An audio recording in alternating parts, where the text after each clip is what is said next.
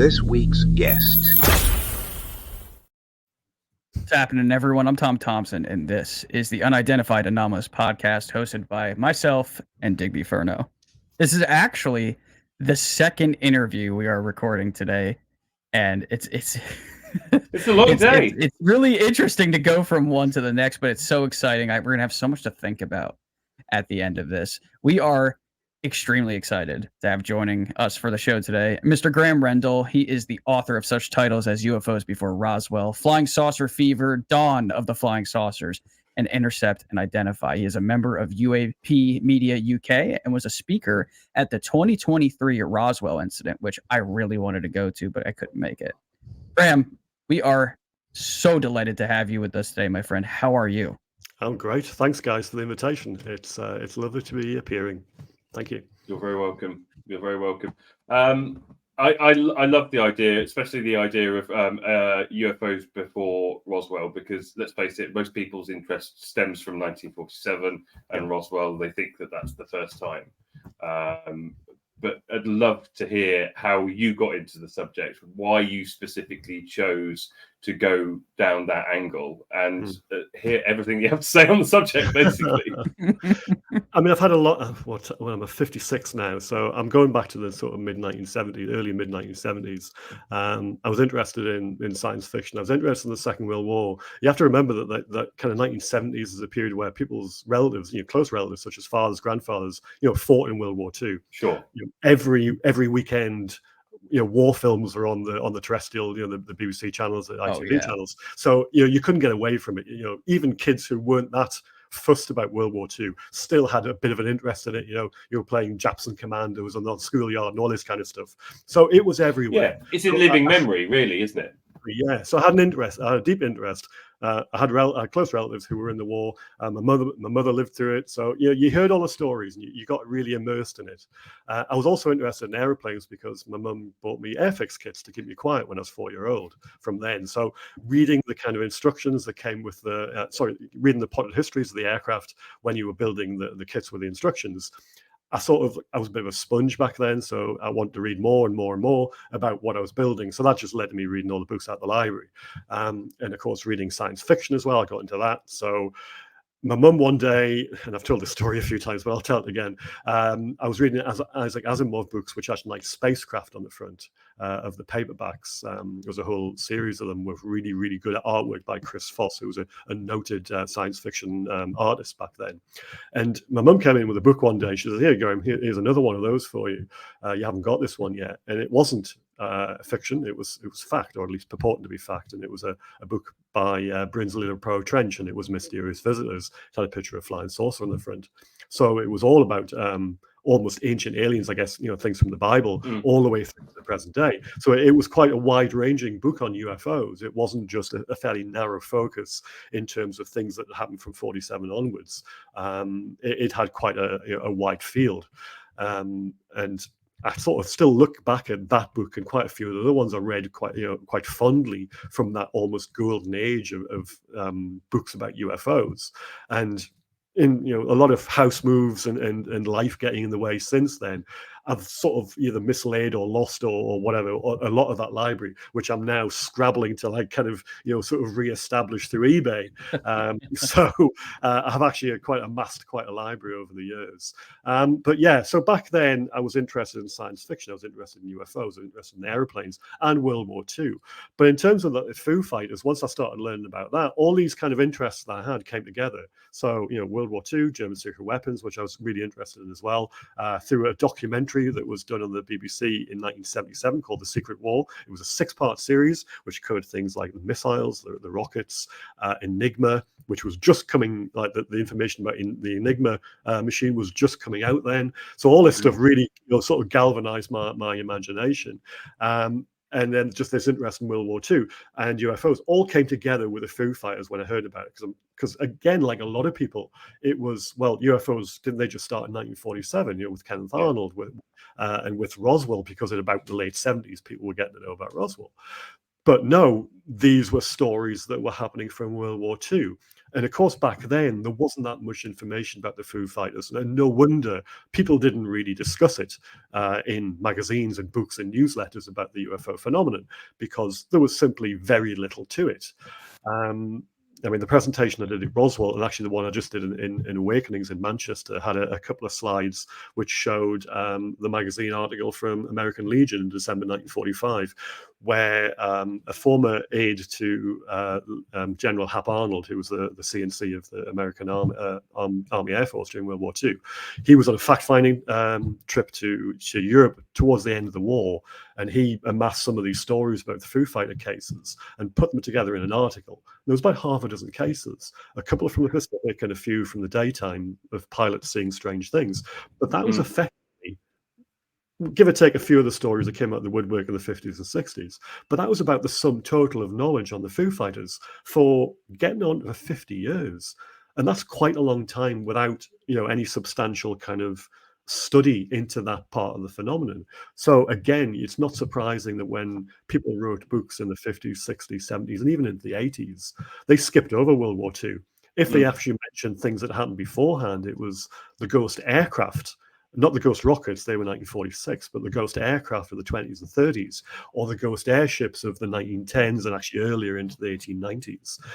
But then they just skipped over World War II. And I used to think to myself, hold on, there's tens of thousands of trained observers flying in the skies over Europe, over the Pacific, and you're just thinking, surely they must have seen something, because you've got, nowhere near that number of people flying around, but they're still flying around in peacetime in the successive decades, and they're reporting all manner of things. So where are all these reports from the war?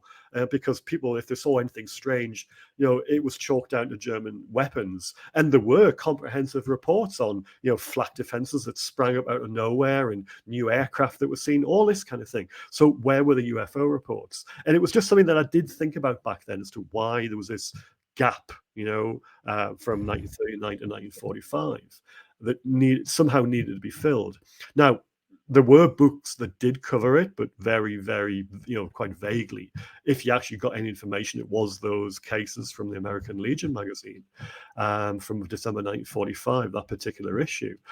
And then a few other little bits and pieces. And I remember buying a book on a particular bombing squadron, 15 Squadron, and I had this book in my aviation library from about 1989 or something. And in there, it had there was a little bit from one particular raid where the crew said they'd been chased by these projectiles over Germany, and then had to put the throttles through the gate to actually escape them. So I do recall various other stories, just in just different places, but there was nothing together for all this stuff. And then somebody wrote a book in 2007, a guy called Keith Chester. It was called In Strange Company, and it was really good. But it was, and Keith actually has, Keith and I had a little discussion about this a little while ago, just a brief discussion about it, and it was a case of there were a few errors in it, but it was a really good attempt to actually cover the whole phenomenon. But it wasn't limited. It was just limited by kind of like how many pages you could put in a book. It was a couple of hundred pages. And I felt that there was much more to tell because he was obviously an American author, so he managed to get most of the American kind of sightings and expand a little bit upon them from the available research that had been done in the 1990s when the US Air Force had actually opened up their archives and people could start looking at unit histories. And some of the stories came out of people squadron war diaries from the American Army Air Force. In Italy and over Western Europe and over the Pacific. So those stories were told in this book.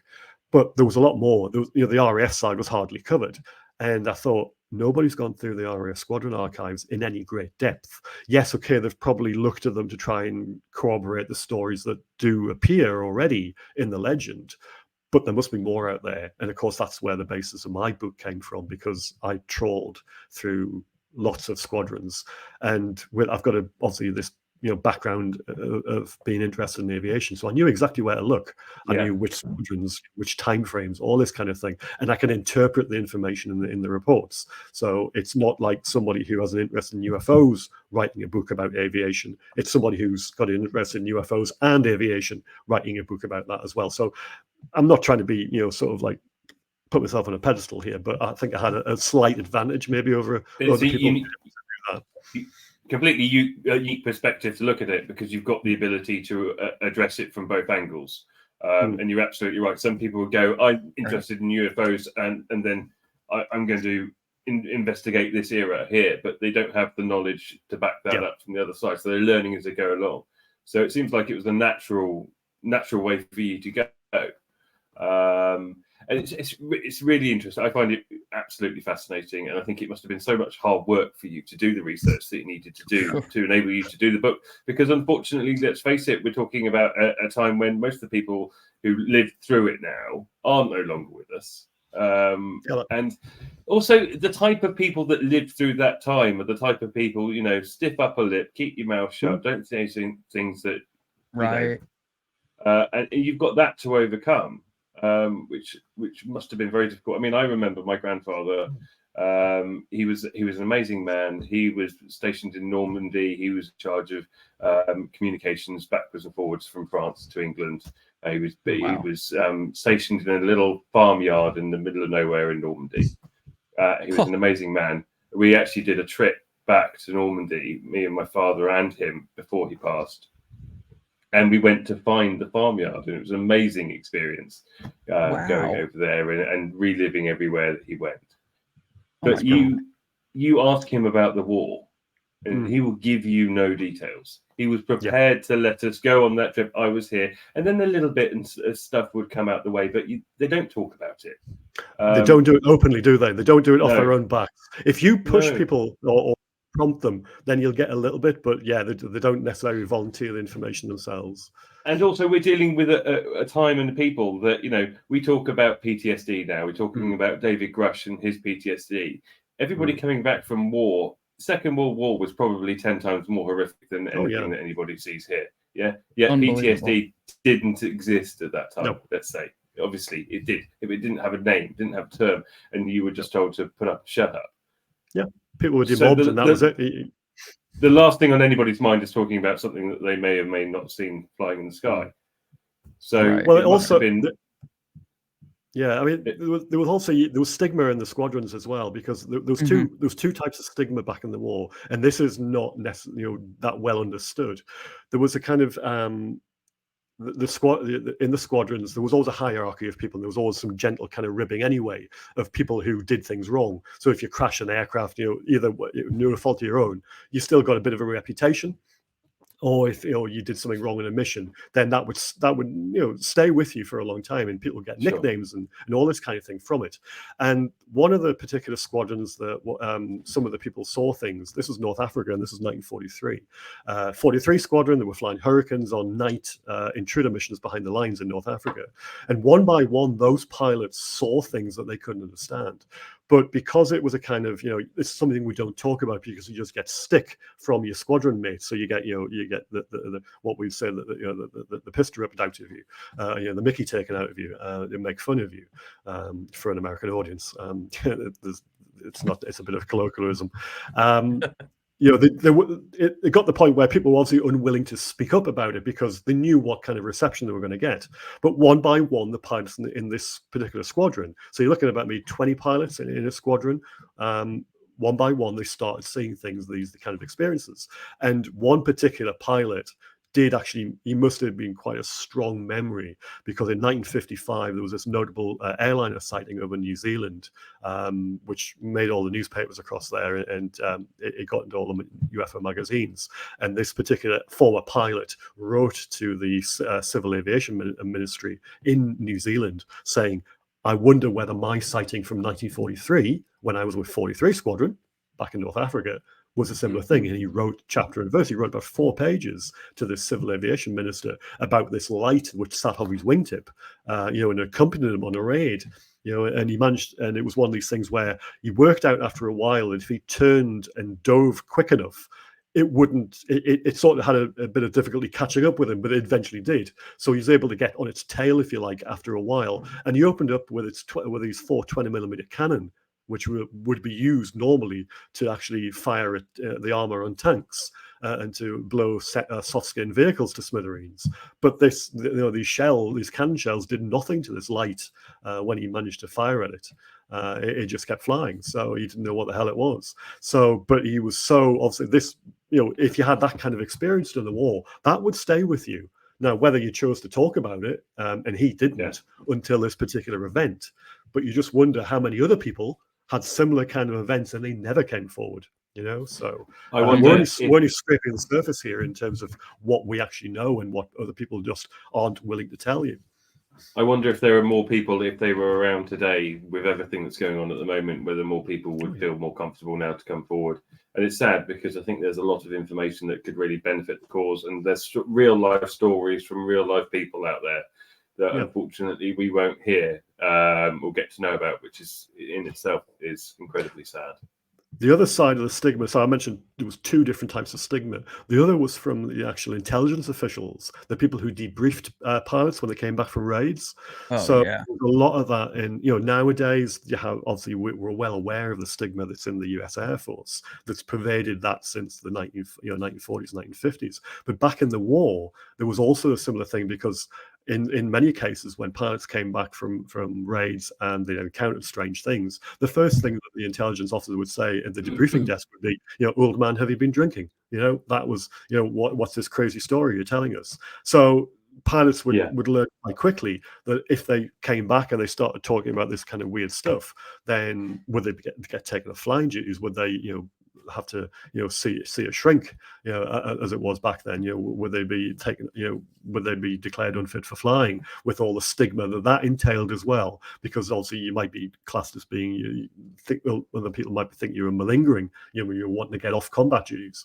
So there was all that kind of thing involved as well. And a lot of the time these reports, even though we know who said them and we know which raid it was and which date and which squadron, when you look at the official records for the missions, that information doesn't even make it into the squadron records. So you've only got the pilot's word for it. So you have to wonder how much was actually taken seriously, how much was put into the official record. And even when it was taken seriously, on the rare occasions that reports were actually drafted and then sent up the chain of command, we find that there's no real kind of comeback. There's no, you get so far with the paper chain and then it just stops. You can't find anything else about where it goes. But there's reams and reams of analysis about things that are chasing after bombers, even really early in the war, as early as 1940, which I'm started delving into at the moment to try and make kind of sense of it all. But yeah, but it got to the point where they just didn't know. They thought they were German aircraft, and that's all. Well, what else would it be? So you just write it off as that. And then as the war went on and new developments and weaponry and jet engines and rocket-powered aircraft and missiles, all the rest of it came along, they probably just went, that's probably what they were. But they weren't. At the end of the Second World War as well, correct me if I'm wrong, but it's one of the things that my grandfather spoke to me about, that it was there was new radar systems available, and they were also testing at the very end of the Second World War. They were testing things like the start of the jet engine and things like this that were secretive work, which also to some people they wouldn't be able to explain that. Hang on a second, they've seen something black flying in the air. There's no propeller on it, so for no propeller on it, to them that is no means of propulsion, because that's true, right? My uncle was in the what's going on. No, my uncle was in the Royal Engineers during the war, and he remembers in late 1944 seeing a jet aircraft flying over the front lines and looking up and thinking that doesn't have a propeller on it. So the troops were saying things like that. So it is true. And but you mentioned about so the much jet shock going on everywhere. You mentioned the whole about place is a mess. Yeah, you mentioned about the jet technology, and actually it was developed before the war. The first jet aircraft flew right at the start of the Second World War, right at the end of August 1939, and the first rocket-powered aircraft were flying about then as well. So jet engine technology was actually around at the start of the war. There wasn't necessarily the impetus to actually develop it. when they had these lightning kind of German victories in the first 2 years of the war, Hitler actually it was a moratorium on basic secret weapon research in the end of 1940, because Hitler thought he was going to win the war. So rather than spend lots of money on developing all this new weaponry, missiles and jet engines, he went, you don't need to do that. We're about to win. But then obviously a couple of years later, when you get to about Stalingrad, in El Alamein, when the fortunes of war turned against the Germans, there was this kind of crash program to try and put new jet aircraft, new jet fighters, jet bombers, all this missile technology, and a whole lot of other stuff, new radars, new electronic warfare kind of stuff that they were just coming out with back then. All this stuff was getting built. But at the same time, we have a lot of people nowadays who try and put forward these myths that the Germans had even better stuff. And I'm not talking about flying saucers here, because that's a strand on its own. But there was an Italian author, a guy called Renato Vesco, came out in the end of the 1960s. He'd actually written the book 10 years earlier, but it was only published in the end of the 1960s. And he was saying that the Germans had developed these two, effectively what they were called flak mines, aerial flak mines. And they would fly towards a bomber and they would release some kind of gas, which would interfere with the ignition systems of an bomber and bring it down. There's no evidence to ever suggest that these things were ever built beyond this book and a few people who have ran with it over the years. But that kind of thing's got into the public psyche, if you like. And a lot of people have actually, basically pointed this book, oh, this is fact.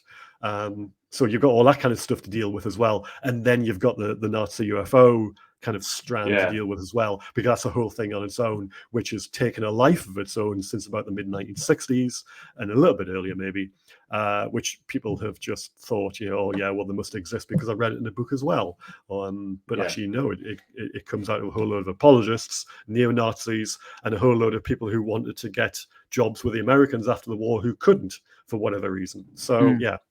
I was always very skeptical of the Nazi bell and all of that. I haven't done too much digging into that because I had issues with it. But I want to ask you this, because we were actually just talking with our previous guest about this briefly. Because you're doing all of this research around these time periods, I would imagine, because I can tell just from the way you're talking about it, that you've gone into extraordinary detail. It like reminds me of my own research, where it's just like I'm basically taking a shovel to these books. Yeah.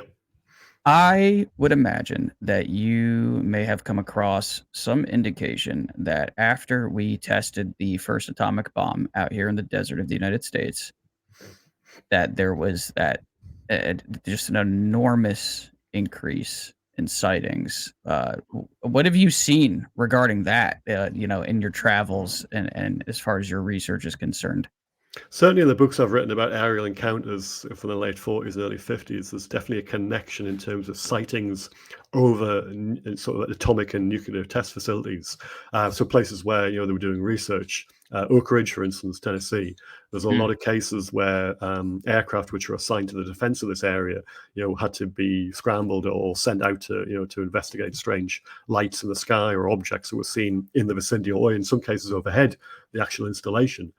Because they were seen on the ground, say, by a security guard, and that was obviously, communicated to the local radar station, and or the radar station itself might have picked up a contact and they sent aircraft to investigate. So there's various stories about that, and these cases did actually appear in Blue Book, which was, the third of the official U.S. Air Force investigations into UFOs. So yeah, you can read about those. There's quite a lot of them, but actually, even before your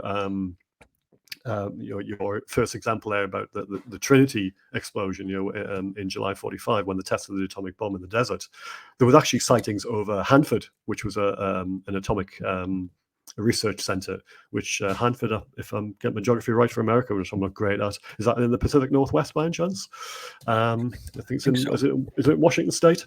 That sounds about right. Yeah, okay. And there'd been something seen over the plant, and they'd sent I believe there were US Navy Hellcat aircraft fighters up from a nearby naval air station to actually investigate it as well. So they back then they were seeing things even earlier over certain places.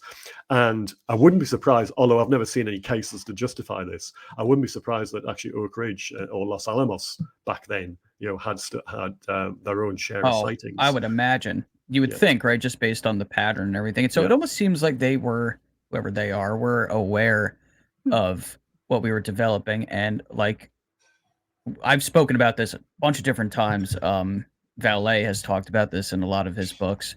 Our previous guest, even, we brought this up, that when we detonated that weapon, that very first test, the Trinity explosion, there was, what, at least I believe this at this point, a lot of other people do too, that there was a disruption of some kind that goes far ripple effect. beyond, right, it's far beyond just what we saw here on Earth, that we may have broken something somewhere, you know, in the time-space construct, and it got their attention. And it's amazing, because I've heard of a few cases where post Trinity there would be swarms of objects that are just, you know, zipping around, and I'm like, you know, and it's almost humorous in a way, because I'm like, that kind of, it almost sounds like a bunch of busy bees working on something. And I'm like, could it be that we set that bomb off and it broke something in time, space, dimensional reality, what have you? And they're like, damn it. And they have to come by and like repair it. Like, but the data is there to suggest that that was going on. And then it's interesting that you're talking about this time period as far as the way that it was handled and not making it into reports. It doesn't sound so much like a cover up at that time. It sounds like pre 47. It doesn't sound so much like a cover up. It literally sounds like almost pure stigma, which is interesting. It's like it's the same result where things are getting covered up, but it's almost as a reaction to, hey, I don't want to get demoted, I don't want to look crazy, as opposed to an active effort to you know, cover up. I do believe the cover up goes way back. But within the ranks, it seems very stigmatized. Yeah, I think there's definitely stigma, but there's also ignorance, because when you look at the U.S. Army Air Force's kind of reaction to the Foo Fighters, and I'm talking about the actual phenomenon that was seen by the American night fighter pilots in late 44 and early 1945, when they finally got around to actually, one of these squadron intelligence officers finally got around to actually compiling a set of reports and sending them up the chain of command, within the so from the 415th Night Fighter Squadron to 64th Fighter Wing to 12th Tactical Air Command to the 1st Air Force. So it went up the chain one by one, each a higher rank, higher kind of air command, and each level didn't know what to do with the information. They didn't know what they were looking at, and it finally got to the point where it came back down the chain where the questions, inevitable questions. One of the first questions that was asked was, from the senior intelligence people, was, which part of the airframe is the light attached to? And that was the question they asked. Well, that made no sense, because in none of the reports was an aircraft mentioned. It was just a light.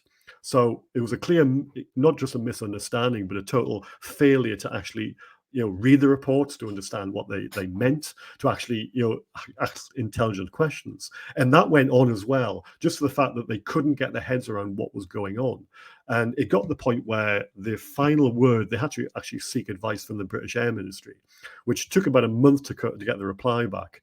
And the reply was, well, we just think they're mentioning the 262s and the jet fighters, or there could be flak rockets. And that was the end of the story. And that was in March 1945 when they got that reply back. And that was it. You know, there was no further analysis, at least we know of, done during the war. Now, I don't doubt that there was other stuff going on behind closed doors, but we've never really seen much information about what was discussed and what the kind of theories were at the time.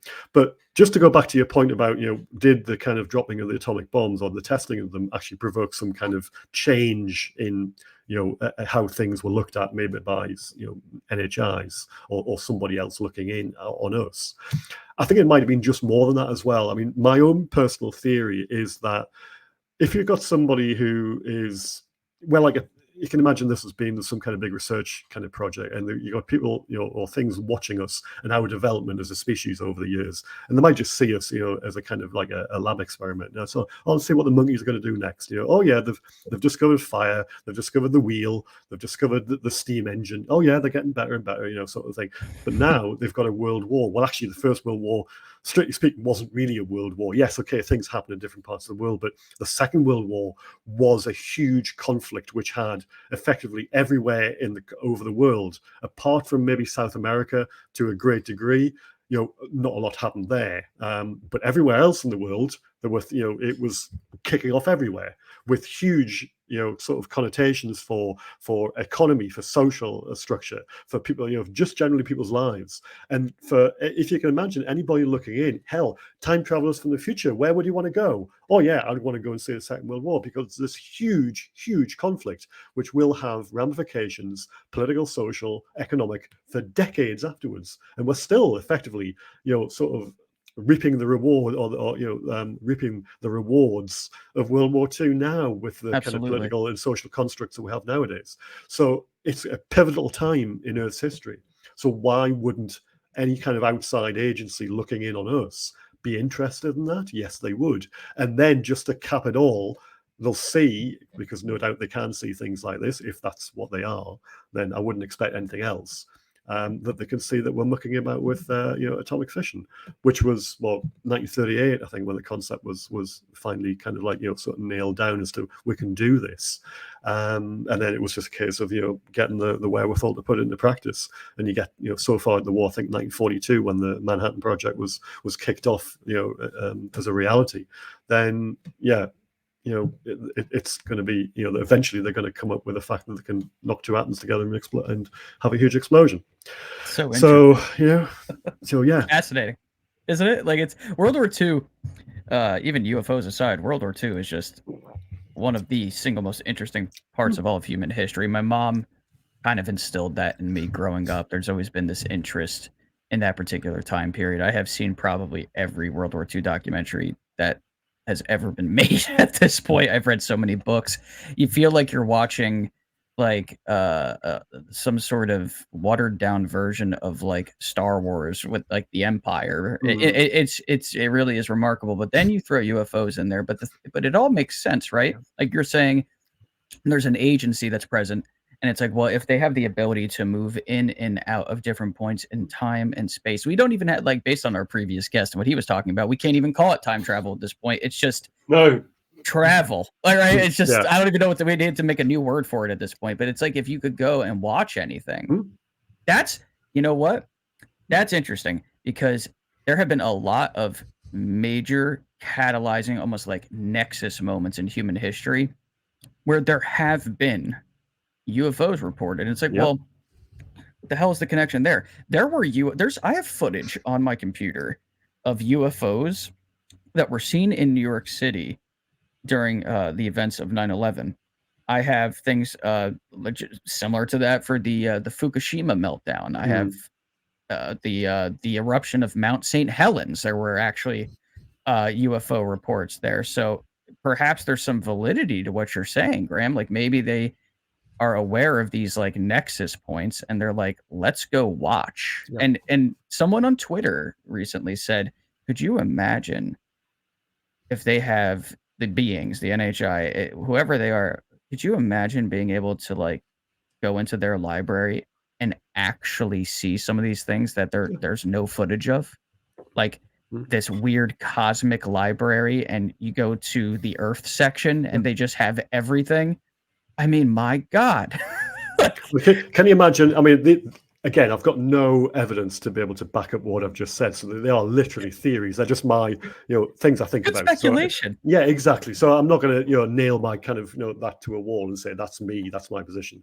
Don't get me wrong, but yeah, it's something I think about. But you can imagine if, let's say, if arguments say, time travelers from the future, us from the future, I don't know what, 5,000 years ahead. Let's say, for argument's sake, we've invented time travel. And here's the class, the history class today. Right, children, what we're going to do today, we're going to look at World War II. We're going to look at the Eastern Front, and we're going to look at the siege of Leningrad, 1942 to 1944. 981 days it was. And they all step into a little bubble, and it takes them back to 1942. And they sit above the battlefield, 1942, and they sit above the battlefield. February 1943, they go back to, let's say, the Battle of Krasny Bor. And they go and sit in a bubble just above the battlefield, and they can watch what's going on. They don't interact with it, but they're actually watching what's developing. So they can see the Russian and the German aircraft doing dogfights above them. They can see an artillery barrages going backwards and forwards, and they can see the troops on the ground fighting each other. Now, Spanish division were there, the 250th Infantry Division. There were Spanish volunteers fighting on the side of the Germans. A group of them actually saw what they described as an upturned bathtub above the battle, watching the battle. And that was February 1943, on the opening day of the Battle of Krasny. Now, if you decide to make up a little kind of like a theory about that, and would that be? And it's not. Yeah, if I can think that, then it can possibly happen. Sort of thing. So there you go. That's amazing, because it's like they go back, they go watch it, and then it's like they're in this future classroom 5,000 years from now, and they're like, okay, now let's pull up the reports. Oh, look, there we are in their report. Maybe I mean, there's you a could just paradox there. Run with a kind of theory, and just say, for argument's sake, it failed for some reason. There was a glitch in whatever they did, and they could be seen. Most of the time, they can't. So maybe that's what it is. Because everybody says, well, why don't all these UFOs that come to Earth? Why do some of them crash? It's because even we build aircraft which are great, but they still crash occasionally. We build cars which, in theory, shouldn't crash. But you put a guy who's driving it, and they'll crash, because people are human, and we all have our own fallibilities. So therefore, I can't expect that any other technology by anybody else or us from the future is any different. It'll still have bits where it'll fail. So that's how I look at that. Nothing's perfect. There's no such thing as like actual perfection. We heard a theory today about. Yeah, I was just about to say, go for it. Digby, why don't you take that one, because it's the first time I've heard that. Yeah, let's not give too. So we'll say this: we heard a new take today on why they may be crashing that neither of us have ever heard before. Yeah, I mean, I'll summarize it for you, but if people want to hear the full-length version, then watch next week's show with Roy on it, because it was fantastic. But his theory basically revolves around the fact that they travel here through manipulation of gravity, space, and time. So that they actually have the ability to go anywhere they want instantly. But gravity and time are linked. So therefore, when gravity is different somewhere, time flows at a different rate. So you're coming out of one space at one rate of time, one perception of time, and then you're materializing instantly somewhere else with a different perception of time. Then that in itself causes the problem, causes difficulties. That's why we see a lot of UFOs that look like, to us, they're buzzing around like a bee. Right, but to them, they may not be doing. To them, they're just literally this and just moving around. And to them, we perceive they might be looking down at us, and it's like, I'm going to pick up my cup right now. Right, I picked up my cup, I put it down. They're up in their craft, and I look like this, and and he's saying that gravity and time are like inexorably linked. In ways that people wouldn't even begin to imagine, and that they have figured out how to not use even all just of that linked. They are one. They're almost one and the same. They're almost like one and the same, right? They're like the same coin. Right, exactly. It's fascinating, and the math works. From what I can understand, it fills in so many gaps, like missing time, for example. Like, it's like someone gets. I was just talking to my dad about this in between shows, because he wanted to know what we were talking about in the first interview. And I was like, he explained basically why missing time happens. And it's like, if you go to these reports in World War II, and then you see, these objects that they're zipping around, they're like, our aircraft's like this, they're like that.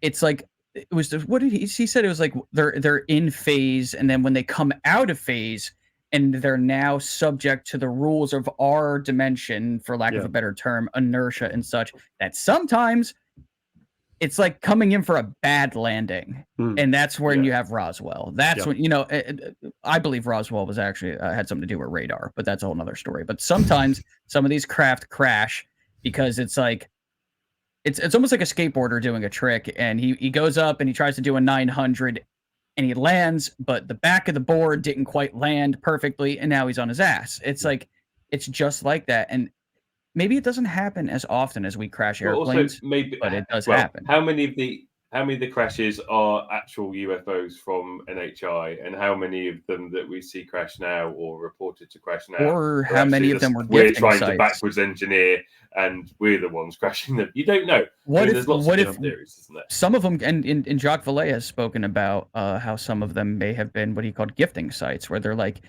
here, crash, figure it out, that type of deal. Like, have fun with that. We're gonna break this, and now you're gonna put it back together because you need to learn. Dot dot dot. There's a lot of theories out there, but Yeah. at the end of I've the always day, had it seems like it's all real. I've always had a bit of difficulty with the gifting kind of thing. So but then again, this is the problem about trying to theorize. It's because you're putting your own kind of like spin on things. It's Right. our kind of, we're trying to put things into human terms.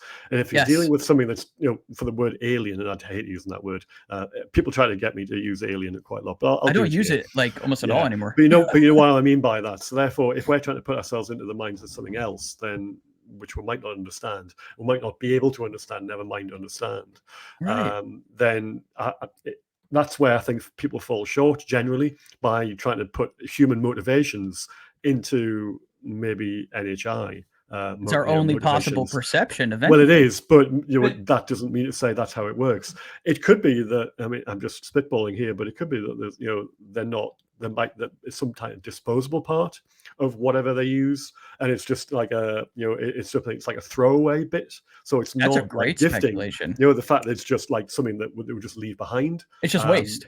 Yeah, exactly. But It's either it's a byproduct or it's an expendable part of whatever they use to get here or travel around. That's a great So theory. therefore, we might be looking at something which is inert, or which it has ceased to function, and it's done what it's supposed to do, and now we're looking at a tin can, sort of thing. Craft, or like, the crafts could be sentient, so perhaps it sheds its skin like a snake. We have no idea. Maybe that crash was the result of their version of the Super Bowl. We have no idea. It could be a sport to them. We don't know. We have absolutely no idea. Anything. But also, I we will always say talk this about it in real quick, terms Nigby. of go for it. I'll just say this, that from some people that I've spoken to and in a couple other places, that apparently some of the craft that have been recovered, they've compared the cockpits and the innards of these weird machines, and they found a few that apparently didn't have a whole lot going on in it, and they're like, this looks like it's maybe just used for observation as opposed to actually having like a form or a function where it's like studying, flora or something of that nature. So some of this could just be very pedestrian sightseeing going on a cosmic scale, and then the bus driver, I don't know, was drunk, something, and then next thing you know, there's a giant cover up in the desert. One thing we've heard quite a lot, though, isn't it, that is that with a UFO, every single piece of that UFO is an integral part of the whole. So, we tend to put things in a way that we can understand. Yeah. You go, well, where's the instrument to do this? Where's the instrument to do that? But what if it isn't like that? What if everything is the instrument? Yeah. Every part of the shell point. of the hull is all one. Yeah. So we look at it and go, well, where's the compass or where's the flight controls? It is all that. All of it is. That's all amazing to think of it like that. Right? I've never heard someone say that before. But then why do we also we always talk about them with the thought that they have a singular intent, right? Why would they do this as them as a whole? Why would they visit us? What were they doing here? We are a nation of individuals. And you couldn't say what is the human intent here, because there are multiple different ones from every country in the world, and you can break that down even smaller, and in multiple ways, in religion, in countries, in everything. So why do we look at NHI and go, what's their intent? Yeah, because you're narrowing it down to a single kind of origin almost, and then you look at the wide variety of shapes and sizes and colors and all the rest of it of things that have been seen over the years, whether they're lights or whether they're objects. And then it's almost as if no two instances of this are exactly the same. There's a whole gamut of shapes and sizes. Right. So you have to think from that. Then either they're very good at disguising themselves to like throw up different kind of sort of how they look or how they're perceived, or they are genuinely different, and either they're configured for different roles and for jobs, or they're coming from multiple different places, and there's different people or different agencies or whatever, how you want to term it, looking at us and sending probes or I don't want to use the word manned, but you know what I mean, you know, a sort of Right. crude objects to us, because obviously we'll have the stories about, you know, beings being found in some of these as well. But no, even those stories don't have a kind of similar kind of shape and size to them. All the crafts seem to be described slightly differently. So it's not as if, you know, if it was all the same thing. So we were seeing, you know, the sport model, you know, Lazar's sports model popping up here, there, and everywhere, and we're seeing it in the reports in the 50s. We're seeing it. The U.S. Navy was seeing it off the east coast of America in 2015. Then you could go, yeah, it's them. You know, they're coming to see us. But yeah, you can't use the word then. But I guess it's easier than trying to like go through all this long-winded explanation about, well, is it more than one them? Look, we have enough difficulty with pronouns on Earth, let alone without I'm not going there. I'm sorry, I'm not going there. We have a lot of difficulties. It's all right. It's on me. With a lot of different things. Don't open that Pandora's box. Yeah, man. No. It is true. It is true though that like these could all just be different agents acting in individual interest, not like the interest of a nation that they're representing. Like, oh, I'm here on behalf of planet blah blah blah. It may not even be that at all, or it could be the opposite. It could be a hive mind. Like we have no idea what we're dealing with. But the ultimate but is that while there's still the group of people that are debating whether or not this is even real, us three are over here like in a completely different zone. I had an experience, Graeme, when I was a child that I like to bring up to anybody I interview because it was something that it's not like a light in the distance. This was right over my head, and I had a witness, so I know I didn't hallucinate. It was one of those stereotypical black triangles with the lights on each corner. The forest went silent. It's actually in, if you're familiar with Somewhere in the Skies, Ryan Sprague, he has a book that came out of the same name, and then there's the audiobook version of it. My story was his first book. Yeah, I don't know if is this his first book. It's he's brought out another volume. So is it the first one? I think it's the first one. Yeah. Okay. My chapter, I think I'm chapter 3. It's Wiccans, Boy Scouts, and I forget what he named it, but it's written in my words, and then he had me record me speaking it. He had contacted me. I don't even know how he like found out about my experience, but he might have maybe watched my video about it. But no matter what, like all of these people, armchair skeptics, whoever, even if someone who's just logically thinking like, oh, I'm not so sure because I don't have enough good evidence. I'm sitting over here like, wow, you guys have absolutely no goddamn clue because you haven't had my experience. And that's the other thing is like these pilots have these experiences during World War II. The frustration to not be able to just like yank somebody's brain and be like, here, watch, and it's just, I can't even imagine what that must have felt like. And I'm sure some of that has come up in what you've researched, that these airmen, these service members, men and women, it probably tore some of them apart. I could only imagine. It's not confined to them either. I mean, yourself, loads of other people have spent their entire lives trying to work out what they've seen. And, no doubt a lot of people went to their graves just not knowing what they saw. Right. Then of course on the flip side of that, you have all the people who in the 50s and 60s what they called the contactees, who had all the answers, or at least they claimed they did. That they were from Venus. Daniel Fry's Venusians. He was the first. I believe he was the first contactee, or one of the first. I think so. Ones. And then a whole load of people afterwards who claimed sort of contact with this, that, and the other, and saying this, that, and the other as well. So. Yeah, I'm afraid I really have a hard time with some of them because clearly a lot of them were proved to be completely, sort of fake, and they were just out for whatever reason, fame, money, fortune, whatever. But the people, since then, there are so many people who haven't sought fame and fortune, like yourself and other people who are just wanting to tell their story. And because the stories are similar, they're not exactly the same, but they've got sort of similar kind of parts to it that, you can't just write it off, as being, it's just people's, imagination, or they're suffering, that they've got a some kind of like mental health issues, or all the other usual things that certain people say to dismiss what you're saying. So yeah, that side of it is definitely valid. I have no frame of reference, unfortunately, in terms of the people who say that they've had experiences, like direct experiences with non-human intelligences. I've never had that myself, so putting myself in somebody's shoes, it's very difficult. I can only take on what they say on trust.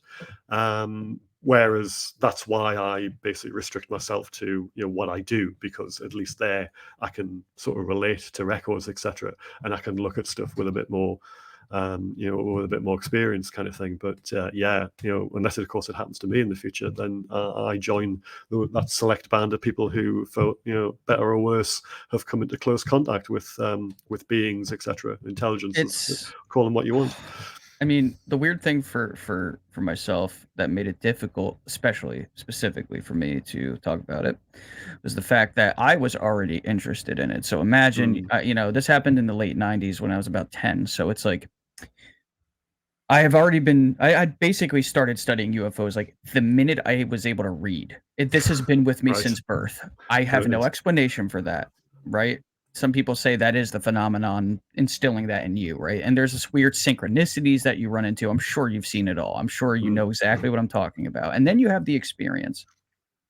And it's like, I found myself in a situation, even though I was young, I was still at least wise enough to recognize, I'm like, no one's going to believe me because they already heard me talking about UFOs. So I didn't really start sharing that experience until I was like, I want to say like 17, 18. Yeah. I didn't tell my parents until I was in my 20s, even though they knew I was into UFOs my whole life. I was like, hey, so I didn't tell you guys about this guy. I didn't think they would believe me. And when I'm scrolling Twitter and just watching people like, oh, this is a bird, and I'm like, yeah, maybe, but there is nothing you can do, and there is nothing that you can say that changes what I saw and what was right over me that I know to be a reality, and something is here. There is absolutely no doubt in my mind. Being an experiencer is it's like it's a curse and a blessing at the same time. Like I want the answers. That's why I do what I do, but I'm also not, I'm kind of like on the top side of that, where there's all these other people that have been taken and they've had reoccurring experiences. Like I've seen a few UFOs in my life, but that was the one where it was like, oh my God, it's right over for me. Oh my God, I can't move. Oh my God, it's right there. Like it's just like I could have fainted. I could just I get goosebumps just thinking about it. Like gives me the shimmy sometimes. I think people react differently as well, because it depends on what the nature of the sighting is. So if you just have a sighting and it's not there's no real interaction between whatever you're seeing and yourself. Because my own personal sighting happened when I was about 12 or 13, and it was something that didn't really kind of register at the time, not like yours, in so much as it obviously had a profound effect on you from what you're saying. Whereas mine, I saw a teardrop on its side in the distance. And I have no idea to this day what it was. But in terms of an effect on me, it hasn't had an effect. It wasn't a ground kind of breaking, ground shattering kind of event that went, I've got to research UFOs. I was, again, like you, I was already interested in them when I had my sighting. But to me, that wasn't a life-changing event. And it wasn't something that turned me in a different direction. Even I have a hard time kind of remembering what kind of effect it actually had on me. So you can see it didn't really register that much. But then again, it was a long time ago. It was at a distance too. Yeah, and it was. I mean, obviously, because I don't know what it was, and I can't say how big it was, nor therefore I can't say how far away it was, and vice versa. Which is, I have a lot of difficulty with certain reports when people say, "Oh, it was 50 foot wide and it was 2 miles away." Yeah. When you think, I still don't know. You can't do that. No idea. I say huge.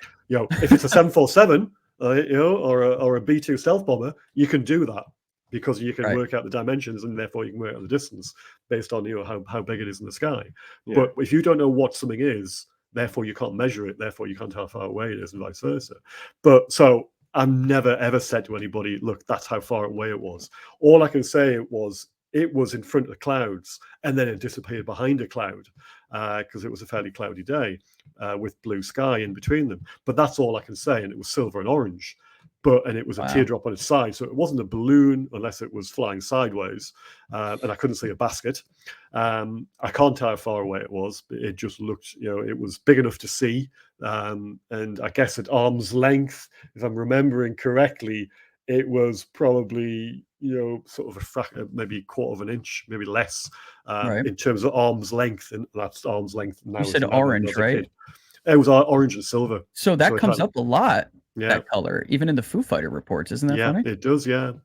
So I don't know what it was, and it was near the flight path to Newcastle International Airport as it was back then, but it wasn't an airplane, and it wasn't like moving either. It was sitting still in the sky, and then it just sort of dipped back behind a cloud. So to this day, I've got no idea what it was. I don't really talk about it that much. Occasionally on a podcast, I'll mention it, because in the overall scheme of things, it was practically nothing. But it was my sighting, so therefore, I do have one, but as to what it was, I haven't got a clue.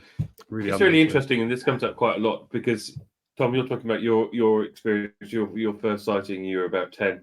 Graeme, you're talking about yours. You're about 12, 13. I was about 11 when I saw mine.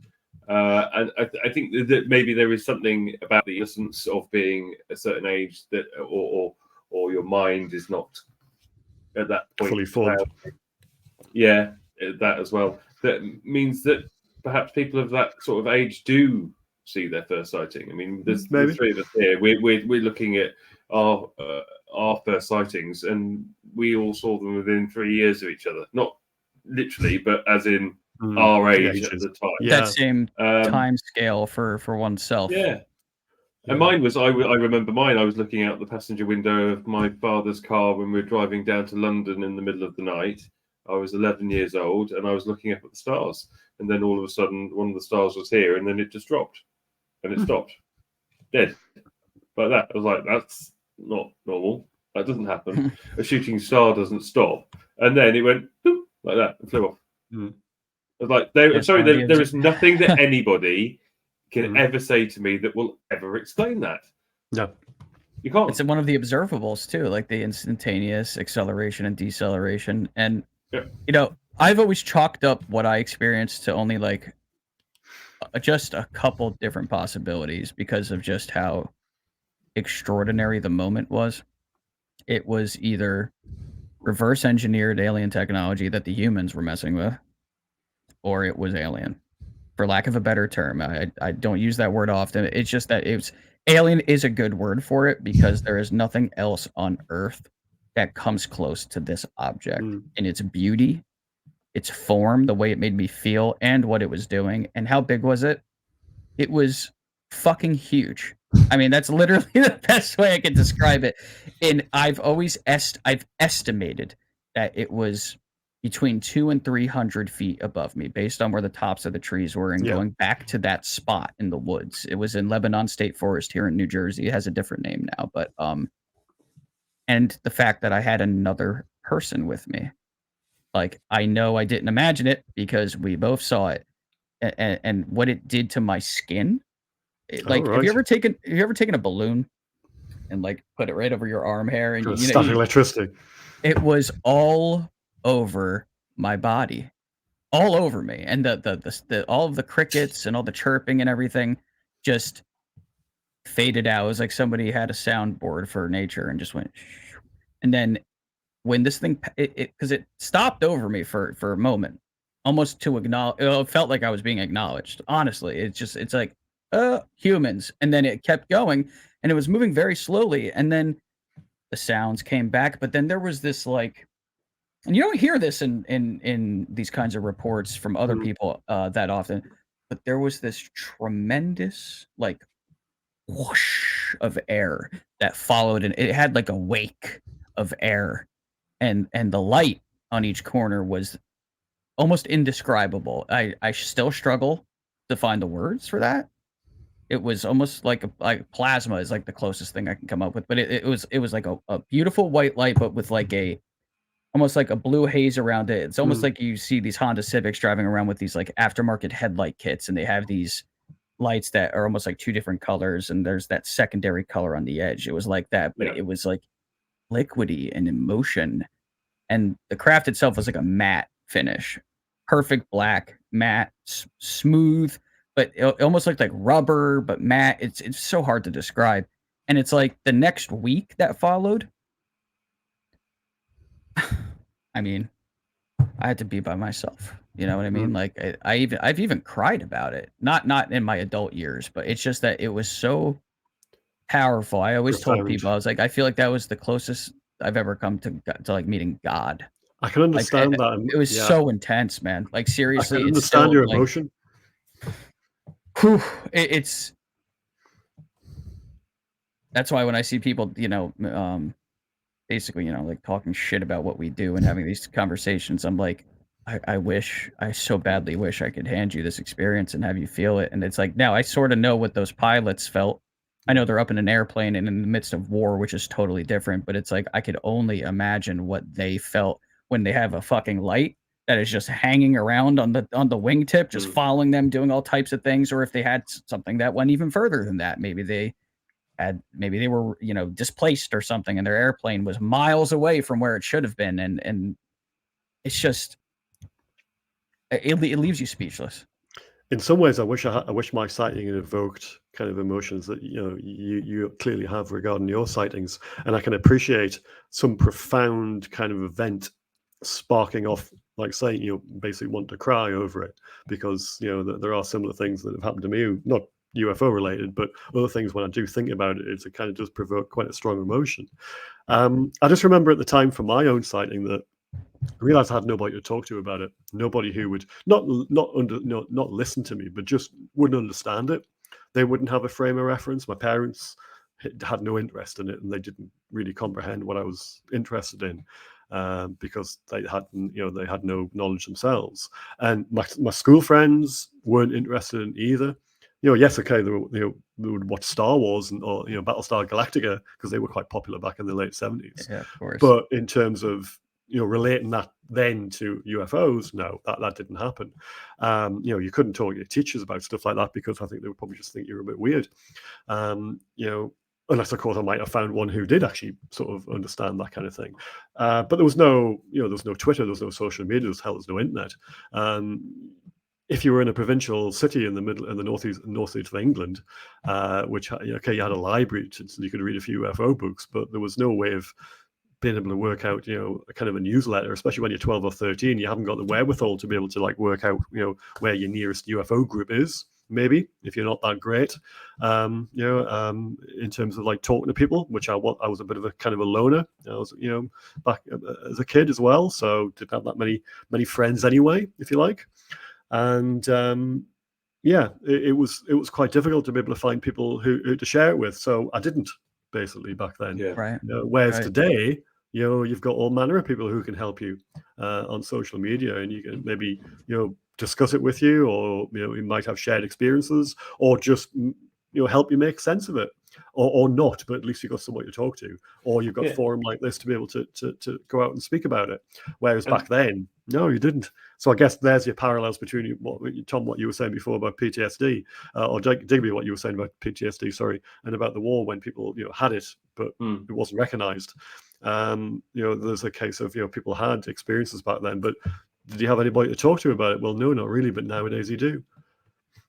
Yeah, I think we're lucky at the moment because of social media. It gives us all a forum to speak and realise that we can unite and share our experiences. But most of us don't talk about this in day-to-day life with our friends or people that are close to us, or family. I mean, I do to a certain extent, absolutely. Hard to get away from it when everybody knows that I do a podcast on it. But Tom, I introduced Tom to one of my friends last night. I went out and had a few drinks at a friend's house last night, and I called up Tom so we could talk to him. And Jake's a very, very good friend of mine, but he doesn't believe. But it was so interesting hearing him speak to Tom, and Tom giving his point of views. And it was actually last night was probably one of the first times I've actually had a proper conversation with him about the phenomena, where I thought, actually, you are listening to me, rather than just an hour and a half of it bobbing. too. Yeah, twice. It was an hour and a half twice, wasn't it? Yeah, but it was great, and we should have recorded it. It was really because your friend is very bright guy, Yeah, really well spoken, intelligent, very friendly and warm and everything. And I really felt like he was listening to what I was saying, and then just providing his opinion. And he did. There was not one moment, not one single moment where I'm like, oh man, I'm not going to get through to this guy. I'm like, no, he's listening to me. He's thinking. He's thinking. he doesn't know what to think of it, but he was Yeah. he was giving the time. And 6 months ago, he wouldn't have done that. Mhm. Not for That's one growth. second. He would have laughed at me. And Wow. hopefully that is what's generally going to start happening, because it is I hope generally out so. there in more conversation now. You know the media Twitter isn't Spaces are a taking good it example, seriously. right? Yeah, exactly. But that's still part of the same bubble, right? And we Yeah, can't it is. kid ourselves that we are in a bubble. But there are more news stories. Do they take it as seriously as they should? No, they do. They don't. No, they But don't. it does do. We're not there But it yet. does do a service in the fact that it normalizes the name. It normalizes the fact that conversation is starting to be had. And It if does. that's the way that they need to do it, and they're acclimatizing to it, then maybe that's just the way that it needs part of to the go, and that it process. will get there, and it will naturally evolve, and people will get to where we are. To be fair, there are a few In journalists out there in the UK who are pretty good, actually. I mean, people who I've spoke to, there's a Daily Mail journalist who I spoke to about the 1933 crash. When I spoke to him actually when I was out in Roswell, and he was quite good. His treatment of the story and my kind of comments that I'd made to him on the record, Oh, wow. were great. He actually treated it with the whole story with a good deal of respect, I felt, and it was quite straightforward, his reporting of it, which, if you'd had that in the Daily Star, would have been something completely different. Because Right. as far as I'm concerned, the Star, it's almost like a comic in terms of how it reports on UFOs and the kind of Yeah. stuff that they splash across the front page. Whereas at least the Mail, like it or loathe it, because I know a lot of people, sort of have a thing about the Daily Mail in the UK. But Right. that Right. reporting of that particular story, and my experience with the reporter was first class. I couldn't ask for more. So in that respect, to me, that's a win. It's something that was treated like any other story, political, social, whatever. It had the same kind of, the way it was approached and dealt with was really good. So yeah, that's brilliant.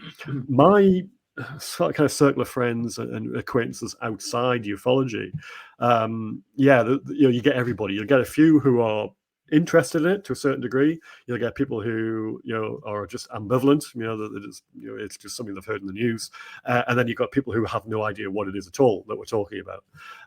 But because they know that I've either spoken, well, I've gone to America to speak at a conference. I've just been down to Manchester and sold a whole lot of books, and I sell books around the world on Amazon now. That is a kind of, that seems, for some reason, that seems to elevate my words into some kind of respectability. I mean, to me, I'm just the same person. I'm the same person who I was before I started writing books. So I just wonder what's changed. So because I don't feel like I'm any different, and my words shouldn't have any different kind of gravity assigned to them. But clearly, people think that because I've got a bit of notoriety nowadays, that my words mean a bit more than they did beforehand. So they're willing to entertain me in terms of a conversation, and they do. And actually, I think they do genuinely listen. They might not still believe it, and they might not sort of take it all on board or understand it, but they're willing to listen as a little bit at least. So there's that, and that's a tiny victory as far as I'm concerned. Oh, and if I can just give them some more information and maybe ask them to read a book or two, then at least then they might think a bit more for themselves in terms of okay, there might be something to this. I'm not expecting to like kind of road to Damascus kind of conversion overnight into some fully fledged UFO investigator or author or anything like that, but just it's a more just to open that door to the possibilities involved, and for people not to just miss it out of hand as just some kind of fringe belief, some tinfoil hat wearing weirdos and all the rest of it, and the X-Files music, because that's effectively what a lot of people still think this is about. Yeah, it's not that at all. Well, that we're in a thinking's different played time period. all the time. Yeah. You see the I like the Talk X-Files TV interview, music, they use though. that with the, It's a the good Jeremy theme song, though, Corbell and Nick Pope interview on Talk TV. They had to literally apologize to Jeremy Corbell for the way that was handled. It was beautiful. Kick off on it. This is why I like News Nation right now in the United States. The way that they've been handling the Grush situation and everything connected to it's been real nice. And of course, I'm a big fan of Liberation Times. Obviously, we had that roundtable with Chris Sharp. Yeah, he's good, mate. He's real cool, and it's just like I so desperately want to see where we are with it in the United States right now.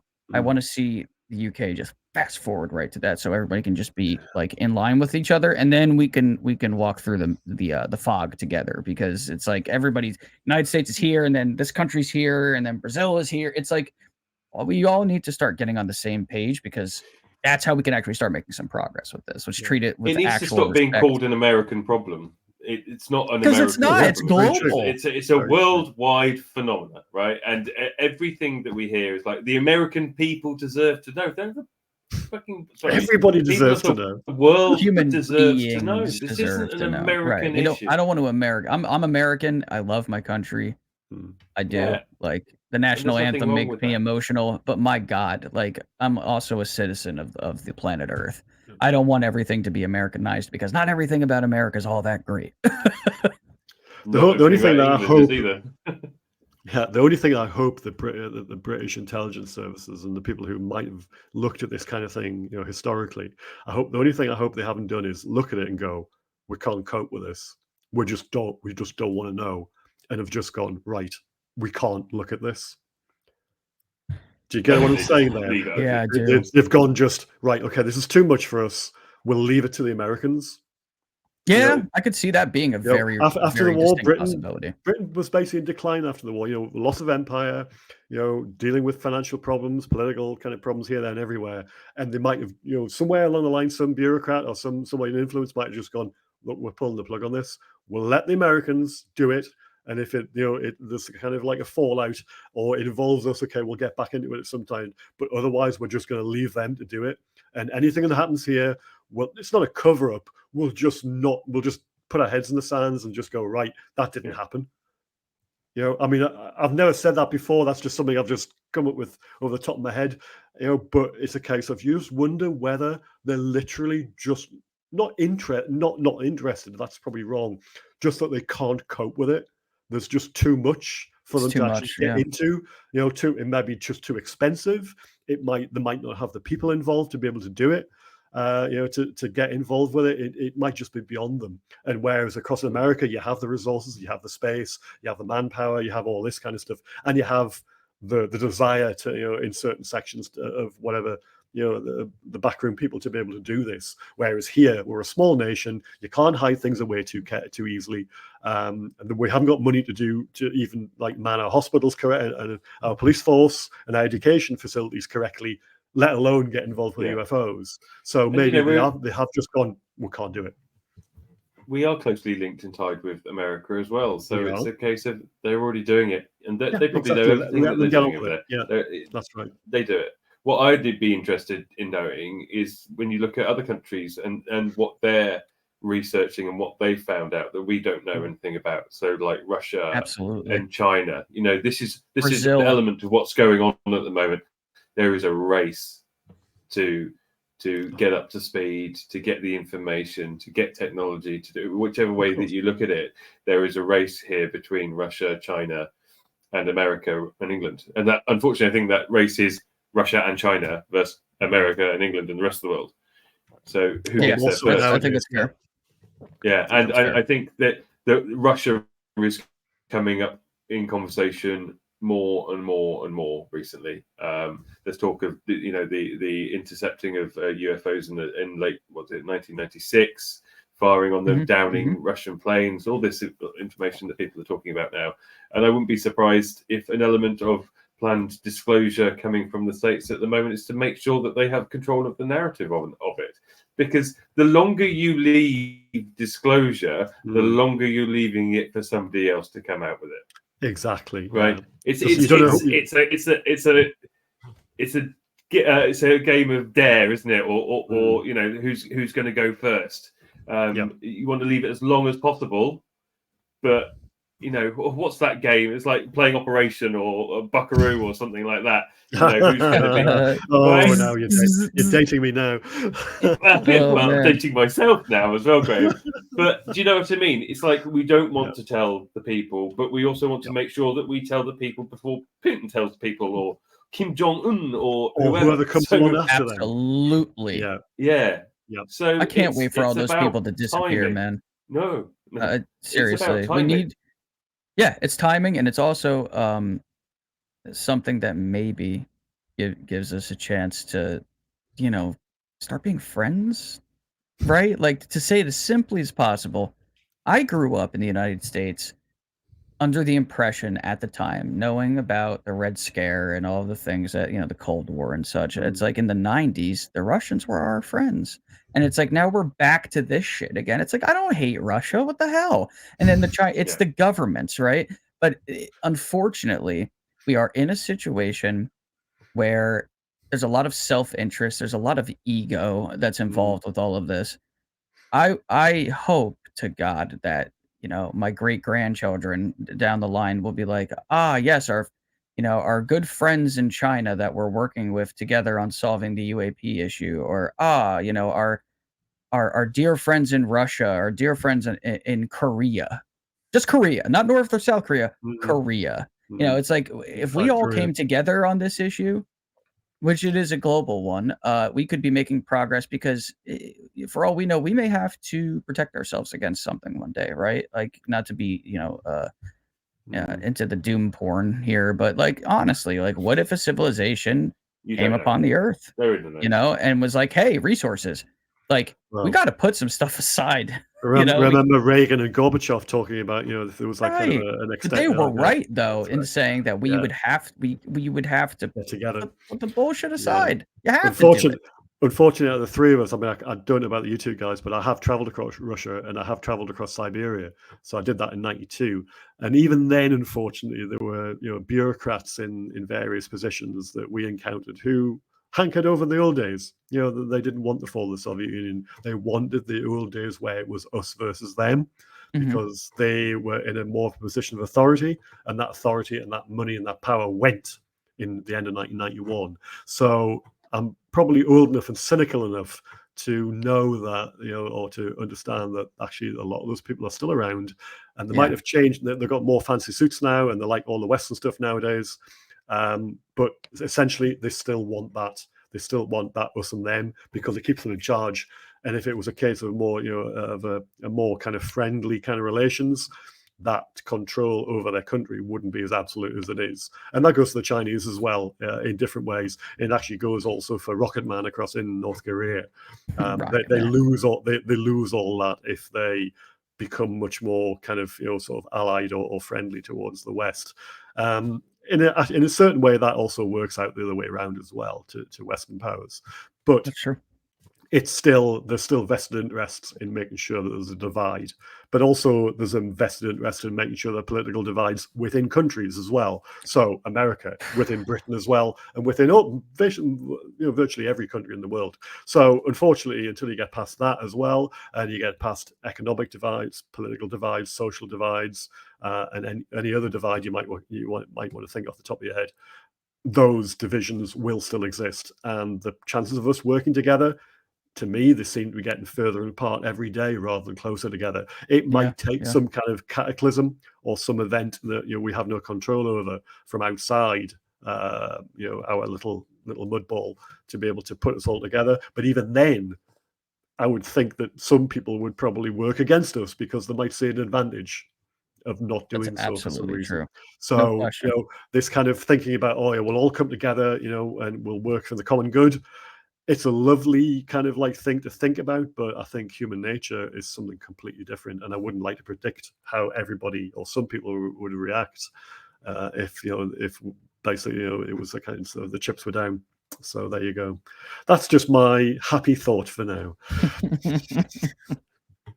I think things will eventually get a little bit better. I mean, the political divide here in the United States right now is the worst it has ever been over the course of my life. Yeah. And at the same time, interestingly, it's having this effect where more and more people are like, you know what? I don't even care. You know what? You're a human. I'm a human. Who cares what they're saying on the TV? Let's just go about our business. There's a lot of people that are just staying like me now. Instead of being so, politically worked up, I took a step back and was like, you know what? I can't do anything about this. I'm one guy. I know what I believe in my heart. I think I'm a decent person. I think that my beliefs are at least they come from a place of good. This is going to play out how it's going to play out no matter what I do. So I will stay in my lane. I'll focus on something that I may be able to have an effect on, which is obviously the UFO discussion. And that's where I'm going to stay. I'm not going to get involved into the politics, and I will do everything I can to prevent this topic from being politicized, because that is dangerous, and that is something that we cannot afford to have happen. I think the real positive in all that is actually the bipartisanship on the UAP issue. Absolutely. So that is a real positive. I could see how that would fail quite quickly if people could see there's a political advantage to be on one side or the other. But actually, at the moment, they seem to be, sort of hanging in there and not letting that get in the way. So long may that continue. I can't see that anywhere else. I can't see it happening in Britain. I can't see we're getting to that point anytime soon, because they literally just got their head in the sands. And it might be for the reasons said before, but it could be also the fact that they're desperate to keep on the hold of the secret, even though clearly that's not the case in America. And you have to think back to the House of Lords debate a couple of years ago, where it was that 50-year-old man who was still kicked out there. There was nothing in defense significance, nothing for 50 years. Therefore, we're not interested. We've decided to close the UFO desk that Nick Pope was part of back in the day, because we're going to use that money more effectively somewhere else. And actually, the way the MOD operate, we're going to waste it somewhere. We're going to order some new kit where we've been told it costs X, but actually now it costs Y, and unfortunately it doesn't work, so we're going to have to spend Z to get it on the front lines. And that's how MOD procurement executive have worked for God knows how many years now. I think of the actual, what they call the Blue Circle bombers. Digby, you know what Blue Circle is? It's a cement company, isn't it? It's a cement. Yeah. The Tornado F2 interceptor, the first Tornado interceptor came out, they had to put concrete in the noses because the Fox Hunter radar didn't work. So they flew around with ballast in the nose for the first little while. So that's why they're called the Blue Circle bombers. And then you've got the Nimrod AEW, the aircraft that they were going to build from the Nimrod anti-submarine aircraft. They were going to build an early warning AWACS aircraft, and they converted so many airframes and found that they couldn't get it to work either. The aircraft just wasn't suitable. So then they ended up buying American E3s instead. But they spent a shed load of money on that as well. And those airframes were lying derelict at an airfield in Yorkshire for God knows how many years. So, the money they waste on stuff is crazy over the years. But I'm sure it's the same in America. We just don't hear that much of it. Well, they can't pass a single audit over there, can they? So the Pentagon can't pass an audit to save its life, and the amount of money that has probably been funneled into projects involving non-human intelligence is probably staggering. Well, yeah. That's why you have secret, sort of special access programs, isn't it? There's no oversight. Yeah, absolutely. It's like, we need 10 trillion, but we're going to use one of the trillion and then keep the 9. That's the way I see it, at least. They're definitely stealing from us. They take, every time I get a paycheck and I see, the federal withholdings and all that, I'm like, is that going towards, anything important? Or like, why are you taking the money that I just earned and busted my ass for the last 2 weeks? Like, I found out that they were using some of that money to reverse engineer UFOs. I might chuckle a little bit and be like, okay, cool. You might think it's money well spent. In some regard. For someone like me, it's like, okay, all right, that's fine. Yeah, but it's take some more money. Just tell me about it. Just at least tell me. That's where we need to be. Is really actually transparent. Like I've told Digby a million times, I do not trust Arrow. Not at all. Oh God, you're not alone. You're not alone in that respect. There's a lot of people clearly have now come to the conclusion that, are they, is it a case of they're working against disclosure and it's just like some kind of, sort of tick box exercise? The DoD have been asked to set up this thing, so they've done it, but they're doing the bare minimum. And the website seems to be the bare minimum. How long that's taken to I could have done that better in an afternoon. Exactly. Yeah. Exactly. And the Twitter account, is that one post on the Twitter account? I think it was one. Then. Yeah. And it's just one. Okay. I can imagine, a scenario where the work's so important that they concentrate on that and they don't want to get involved with all the touchy-feely bits around the edge of it. But surely you've got people who you can assign to operate a social media account every so often and just give even if it's just like kind of boilerplate kind of update, Yeah. which would keep some people satisfied as to, oh yeah, they're doing this, you know. There's Whereas they're people they also have not showing assigned any to these examples of things any that work get that they paid are not doing. more. What? Say that again, Digby? I said they're not actually showing any examples of any work that they are no, doing. they're not. No, They they're haven't not. spoken And to they have David Grush. They people. haven't followed up on any claims. They're not No, and doing the they're job. paying I mean, people they're more woefully money to do inadequate. nothing than I Yeah. get paid to do an actual Yeah. job. I deliver furniture, right? So it's like that's my day job. They get paid more money to do nothing. And I mean nothing. You're not posting, you're not giving us updates. So what exactly are you doing on a daily basis in relation to this? If you can't do it, get the fuck out and let somebody else do it. Like it's like what's his name? Fitzpatrick. Like get him out of there. Get him out of there. Like he didn't even want the job, from what I understand. As far as I can tell, he has said behind the scenes he didn't even really want to be the head of Arrow. Yeah. So why is he the head of Arrow? Like, and then it takes us another 6 months to answer that question. And then it'll take another 3 months for them to transition to somebody else that's going to probably do nothing. And it's just like, how is it that we're spending all this money on just it's like a hamster on a wheel? We've been here before, you know. Yeah. We have been here before. We have. With Sign, Grudge, and Blue Book. Sign was a Absolutely. bit more open-minded in so much as they came out that estimate of the situation where they thought there could be a extraterrestrial kind of explanation, for want of a better phrase. But that was obviously knocked on the head because they didn't have the evidence and they couldn't back it up. And then it went to Grudge, and Grudge obviously had this kind of idea that, look, these are Soviet in nature. And that was essentially where they were trying to go with it. And there was just, we need more information, and we'll prove that they're human in nature. And it's just people misidentifying them. And they ran down the number of people working for Grudge to just a couple of people who were basically filing reports. That's all they were doing. They weren't investigating stuff, and it was just a kind of shadow of what it had been. At least the people who were in Sign had a bit more they were a bit more open-minded in terms of what might happen, and they were genuinely trying to look for what was the solution, what the answer was. Whereas Grudge, it was just like going through the motions, and then it became what's it called, New Grudge, I think, how Ruppelt described it in about 51 when he came along and sort of started working, and then obviously it was changed to Blue Book, and it was kind of changed. And I think in the first few months of Blue Book there was a little bit of a kind of well, maybe we should try and see what this is all about. But then obviously after the Washington weekends in July 52, it went back to the way it was. And then when the Robertson panel, the CIA inspired, sort of funded scientific study, which they looked at stuff for 12 hours or something, didn't they? Robertson looked at about 12 hours or half a day's worth of cases, and then they said, right, okay, everything can be explained. It's just we need more information, and that'll prove that they're explainable. We just need to inform the public better. And that's where Blue Book went from there as well. And you can see it's not quite the same, I suppose, now, but it isn't so much as they don't seem to be that enthusiastic about it, do they? It's almost like a going through the motions to, from what the DoD had instructed them to do. You set up a body to look at this based on the UAP task force's interim report. And this is what you need to do. And they've done it, but they've done the bare minimum. They're not prepared to do anything more. Yeah. It's a grassroots effort that's required for this.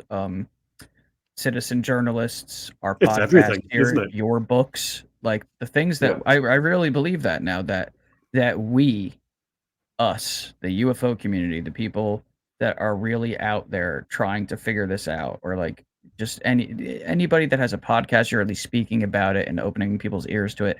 Like all three of us here, we're all doing more than they are. And I feel like it really is going to depend on us to keep the pressure on if we want to get anywhere with this. And I feel I am optimistic. I will say that I feel that based on what I know of this entire situation, that there is an active effort going on in at least my government to get this out.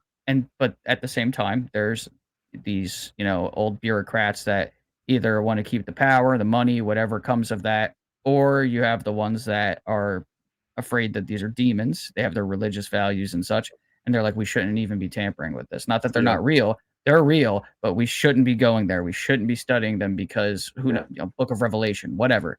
So it's there's a tug of war going on, but I feel like we it goes back and forth, but every now and then there's like a real nice big tug from our side, and then it goes back, and then a big Yeah. tug, and it's like it's a slow crawl to the finish Yeah. line, but I think that we have a chance. I do. I feel like we do have a shot. I think we've seen more movement in the last sort of 6 years than we have in the last 60. Oh, incredible!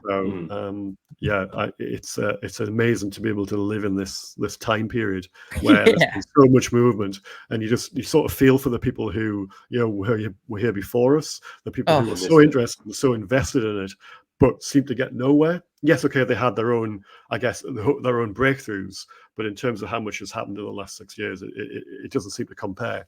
So yeah, I'm really thankful that I've been able to live long enough to be able to see this. And I guess if I don't see disclosure, the president standing on the White House lawn, then okay, that's maybe not the end of the world. But for what I've seen, I'm really happy with, and I'll be even happier still when things move on apace. But yeah, it's great living in these times. Absolutely. Things are going to get really weird soon. I think it's going to get very interesting over the next couple of years. I really do. Well, let's see what happens when Congress comes back and see if the momentum keeps up. Definitely. And see if News Nation keep on their pressure, which, let's face it, has really helped. The fact that they've kept very the much story so going. I commend them for everything they've been doing. We've got the Schumer legislation coming in. So, let's just hope that works correctly. Let's hope that doesn't mean that they just classify everything and we don't see anything. But, I think it is a process, and I think we are, on that journey now. And, the genie's out of the bottle. The toothpaste is out of the tube, whatever way you want to look at it. And I think, it may feel like it's 2 steps forward and 1 step back at the moment, but, at least it's heading in the right direction. And I think that we will end up still more steps forward than there are back. So hopefully, hopefully it stays that way. We don't want to trip. Yeah. Let's take this opportunity. Thank you, Graeme, for coming on and speaking to us today. It's been absolutely fantastic to hear you speak. We'd love to speak to you again soon. So from me, thank you very much, Tom. Thank you cheers, Graeme, Tom. Incredible, man. You're a wealth of knowledge. This week I'm going to be reading your books. I'm so excited to do it. I find what you delve into specifically just so fascinating, and I'm giddy just to start reading what you've put together, and I appreciate the work that must have required. As somebody who does heavy research myself and makes content, like I have a very good taste of that now. So my hat off to you for your efforts, honestly. Oh, thank you. Well, as I said before the show started, let me know what you think of the books, because I'm always interested. Absolutely. You're getting tagged. You're getting tagged. It's always nice to get some kind of feedback, whether it's good, bad, or indifferent, because that's what you need just to develop as a writer as well. So yeah, that'll be great. Thank you both, guys. It's been great. Thank you so much, Graeme.